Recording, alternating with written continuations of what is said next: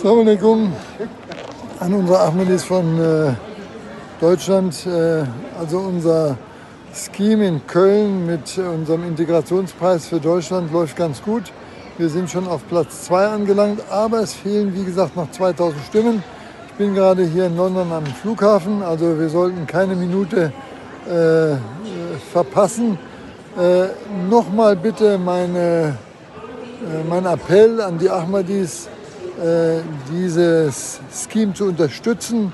Muslime für Frieden, die Blauen Engel oder wie sie auch heißen, über den Namen kann man streiten, aber es geht um dieses Scheme, dass Muslime sich für Integration einsetzen, für Frieden einsetzen in unserer Gesellschaft. Also bitte nochmal nachhaken und ihre Stimme abgeben. Das ist ganz einfach. Der Link ist bekannt, kann man über Generalsekretär bekommen. Also nochmal viel Erfolg an alle Ahmadis. Assalamu alaikum wa rahmatullahi wa barakatuh.